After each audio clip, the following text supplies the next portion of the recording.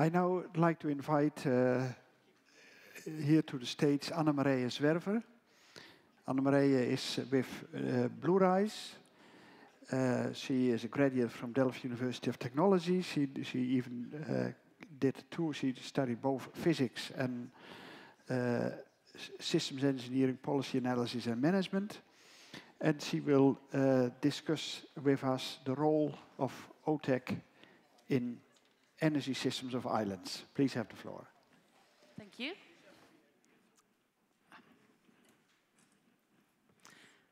Paradise. That's what tropical islands are mostly referred to. Sun, blue sea, relaxed atmosphere. However, tropical island life can have its counterpart and can be rough. For example, they're dependent on import of their products, which makes their products expensive, and also the delivery time of the products is unknown. The same happens with their energy.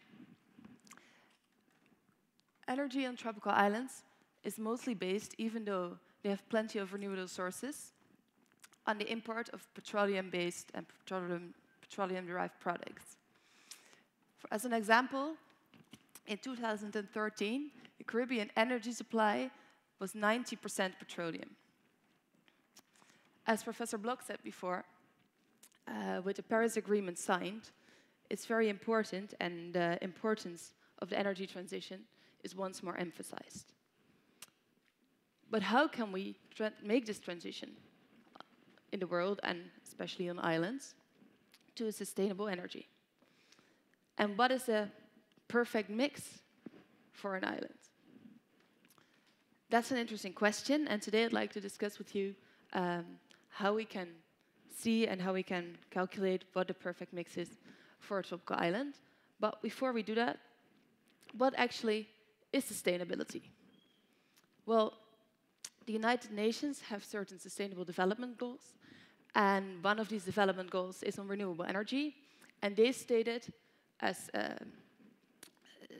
goal number 7 for energy that sustainable development is to ensure access to affordable, reliable, and sustainable and modern energy for all. Well, let's go through that step by step. First of all, sustainable, which is maybe a little bit clumsy use of words for a sustainable development goal, but sustainable means that there will be energy production that's carbon-free and preferably locally all over the world. Affordable. Affordable means that everyone can buy the energy that they need. And let's see what renewable energy. Many sources of renewable energy are already compatible or competitive with conventional energy. So, well, can be affordable, but then reliable. Reliable.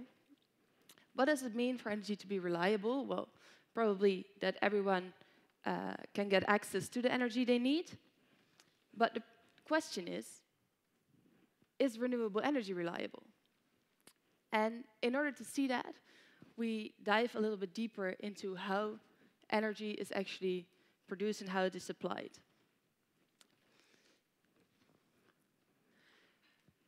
As you might know, energy travels fast and is hard to store. And therefore, it's quite important that energy supply and energy demand is balanced and that they meet every time. So when you want to use energy, and actually you plug in your plug, and energy demand meets the supply, the current will flow to the grid and the light will be on. But what will happen if the energy supply is less, or the energy demand exceeds the energy supply? Well, what happens then is there's a lack of energy in the grid, and this energy will actually be taken from the rotational speed of the generators that account for the energy production or electricity production. This will cause the rotational speed of the generators to drop and be lower, and the frequency and the voltage in the grid will diminish as well. Well, the voltage can actually be ramped up by transformers again, but the frequency cannot be adjusted in the grid anymore. So when the frequency or when the rotational speed of the generators cannot be speed up again, then the frequency will drop, and this will cause damage in electrical apparatus.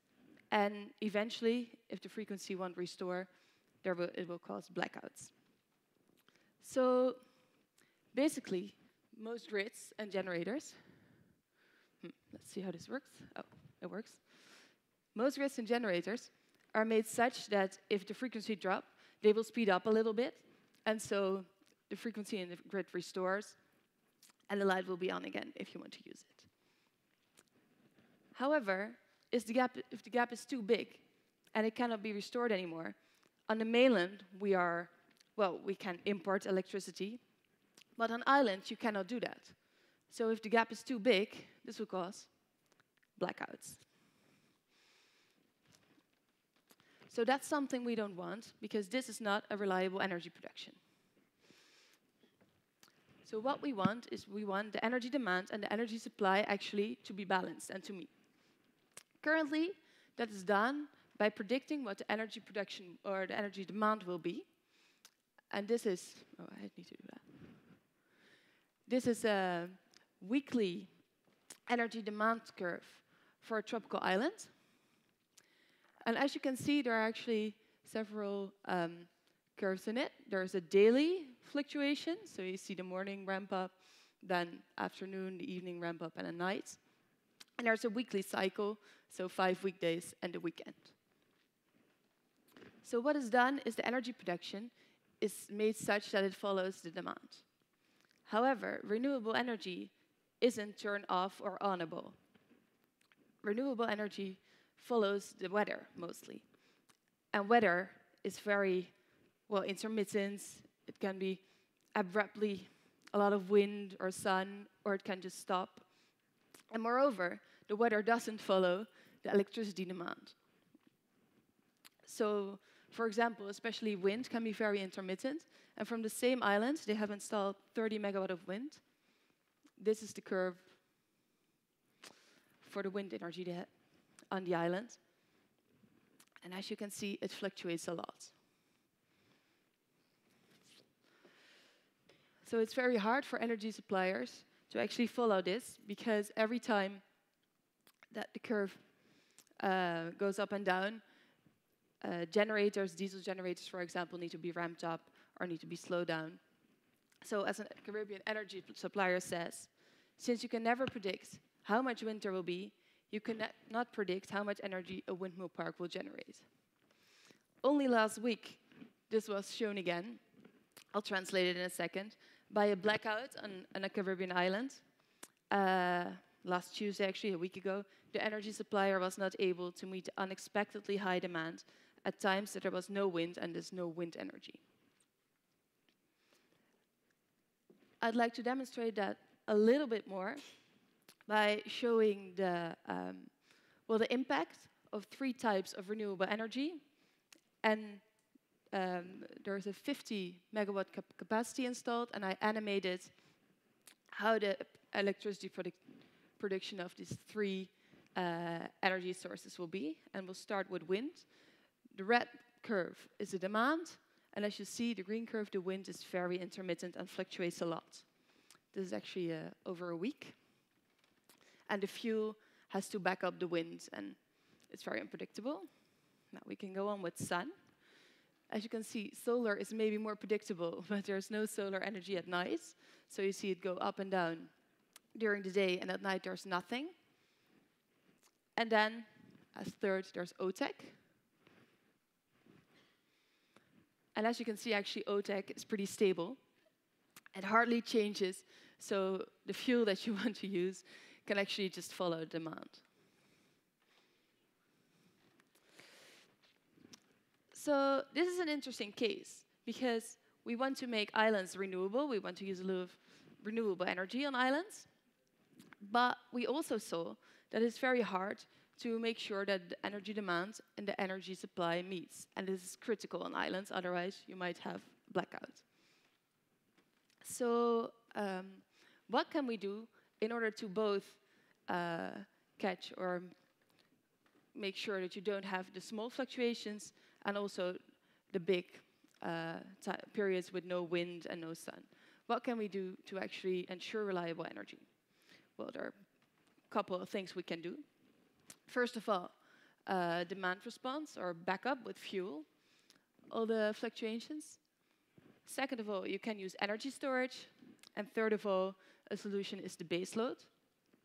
So what we did as Bluerise is we developed a tool, and with this tool we can evaluate and optimize several energy mixes. So mixes of, we used solar energy, wind energy, OTEC, batteries and fuel, and see what impact this has on the price of the energy and on the, on the reliability and how sustainable it is, so on the carbon emission. And today I use a case island. This island is an island in the Caribbean. It has approximately 160,000 inhabitants. It has 180 megawatts installed capacity in total, of which 150 megawatts of diesel generators and 30 megawatts sustainable wind, as we saw before. So I'd like to take you to 4 cases, the base case, and then a case for fuel backup, storage, and eventually a base load. So first of all, the base case, we saw this before. Oh, there are model inputs, of course. What I said, the model is based on wind, solar, and the water temperature data of specific islands. The duration of this simulation is 20 years, and we assumed a 0.5% increase in energy demand on the island per year. This is not so much, but also on this island they try to make people aware of their energy demand, so we think that this increase is quite okay. There's a moderately increasing fuel price assumed. The current investment made, so for fuel and wind, still need to be amortized over a couple of years, and that's taken into account. There's optimized on a levelized cost of energy, and there is an investment rate of 7.5% per year. So in the base case, that's the current situation. As I said, there's 150 megawatt of diesel generators installed and 30 megawatts of wind. So is this reliable, affordable, and sustainable? Well, we saw this graph before, and as we see, the wind is very intermittent. Everything else needs to be backed up by fuel, so diesel generators need to be ramped up and down every time. So basically, it's medium reliable, not really. Is it affordable? Well, the model said it was approximately for production 20 cents per kilowatt hour, and this is within a range of 10% what the supplier on the island says. Is it sustainable? Well, we calculated that this actually emits 3.19 million tons of CO2 per year, and to give you an estimate, that's approximately 600,000 cars. Taking that off the road per year would equal taking away 3.19 million tons CO2 per year. So it's not really a nice situation. We want to be sustainable. So first idea, install everything wind, and if there's no wind, we back it up with fuel. So what would happen? This is actually the curve of the electricity production that we see then. And as you see, sometimes the wind indeed meets the energy demand, but a lot of time there's not enough wind, it fluctuates a lot, and there needs to be a lot of backup to make sure that the energy demand is met. So let's see what it is. This is not sustainable. Oh, I didn't say that, but it's actually rather affordable, more affordable than the other, than the base case. It's approximately 13 cents per kilowatt hour. And is it sustainable? Well, it is more sustainable than the other case, but still not really, because still it emits almost half of this CO2 production is 1.34 million. So it's not sustainable. It's hard to predict how much backup there is necessary, so you always need to install at least the amount of the capacity of wind energy that you have also in backup energy, because if all the wind drops, then you need to have backup energy.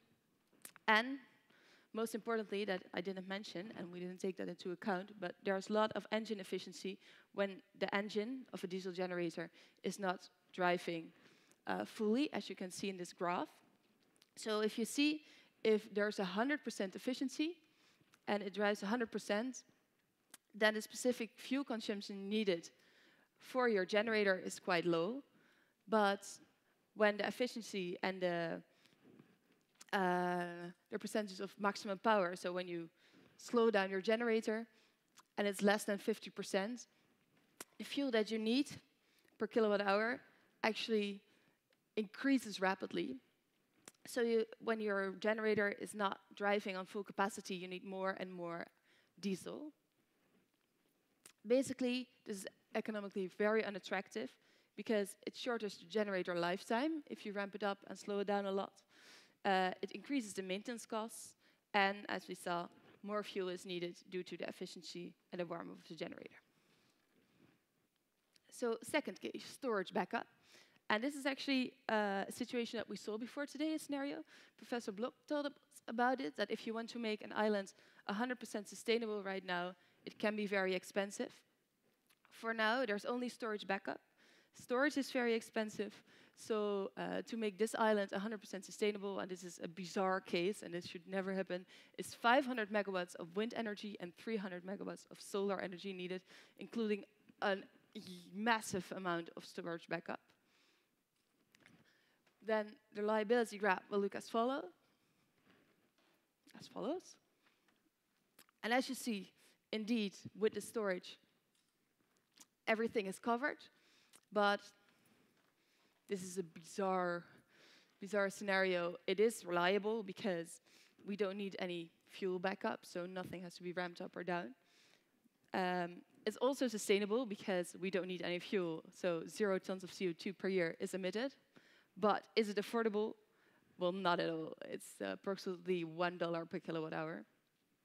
So for now, the storage backup is not feasible yet. It's still prohibitively expensive.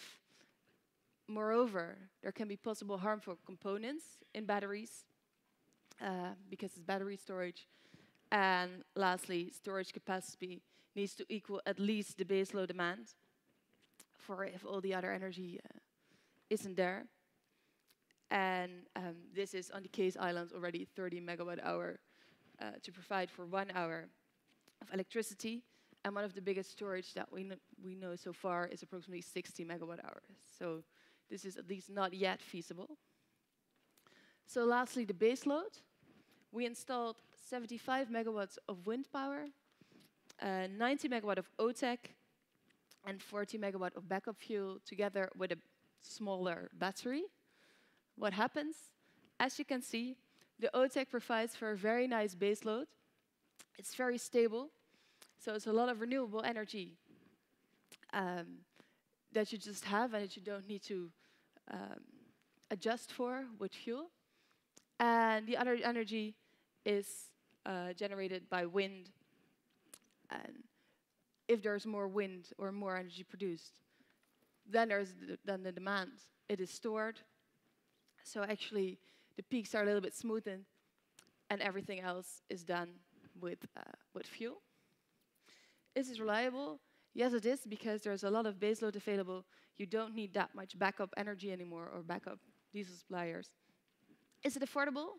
Actually, it is. Right now, the costs are approximately $0.13 per kilowatt hour. And actually, in this case, still the whole 150, as I said before, the 150 megawatt diesel generators are taken into account because they need to be amortized. So actually, over time, this can even be cheaper. Is it sustainable? Well, there's still diesel taken into account, so not 100%, but it's a lot more sustainable than all the other options. Less than 10% of the base case with 250,000 tons of CO2 per year. This baseload is always available, it's very reliable, it's medium expensive, but costs are expected to lower, and is a good base in combination with other renewable sources. So to conclude, sustainable energy production should be affordable and reliable. Balancing energy production and consumption is extra critical on islands. Wind turbines and solar panels provide for an intermittent and rather unpredictable energy supply. These instabilities and intermittent supply are best solved by a baseload energy production. OTEC can be, or is actually a suitable candidate for this baseload energy production. And in combination with other energy renewable sources, it provides for a reliable, affordable, and sustainable energy supply so that in the future, islands will look like this and will be paradise again.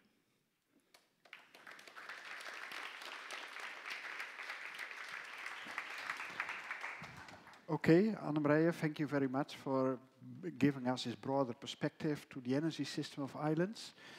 There is room for one or two questions. Oh, there are quite a few, but okay, you are the first. I'm Laura Memacadre from Bureau Veritas. Thank you for the nice presentation. It's an interesting model. Could you please tell us a bit about the uncertainties of the model? Because the result you show depends very much on the uncertainties on the input data. So what have you taken into account for the price, or a bit about the input? Yeah, that's a very good question. Thank you. I think the main uncertainty of the model is the investment rate, which is taken into account for 7.5%, and the diesel price, which is now assumed to rise moderately. But as we saw last year, unexpected things can happen, so that's an assumption we made. What else? Yeah, on the costs, we took into account the current costs for wind energy and solar energy. So yeah, that's quite. I don't think that's a big assumption. And it's a good question. Yeah, there are more assumptions of it. I'm sorry? Please use the microphone. For storage and for OTEC in particular, the cost, that's what you asked. Okay. For storage, we assumed lithium-ion batteries, and we assumed the current price for those batteries per kilowatt hour, but also we assumed that this price will diminish with 15% over 5 years. So it will be cheaper. It's a steep learning curve for batteries. That's what we expected or assumed. And for OTEC, we assumed an installation cost of approximately $12,000 per kilowatt hour, and that there is a slight learning curve in that as well. Okay, yes. Hello, my name is Edo Wissing. I'm from Wageningen Research. I had a question. A lot of energy on the islands is used for making fresh water out of the seawater. Is it also possible to make a bigger freshwater reservoir to make that energy consumption more flexible and do it the other way around? So what you mean is actually that instead of adjusting for the electricity production, you adjust the electricity demand. So yes, that on the freshwater making. Yes. In the freshwater drinking. That's definitely one of the options to do. We'll say a demand response. But I didn't look that much into it. But as for demand response, still you have a lot of base load that you cannot really change. So the demand response need to follow the production, and that can be very intermittent as well. So still, it's quite. It can be done, and it's quite nice. Yeah, because I was 1 week in Curaçao at a big air conditioning system, and I worked on it, and you can save quite a lot. But the way they don't reuse the wastewater is one of the main problems on the islands. Okay. Yeah, I think that's it. Okay, thank you. Thank you also, Anne-Marije. Sorry, I know there are more questions, but I think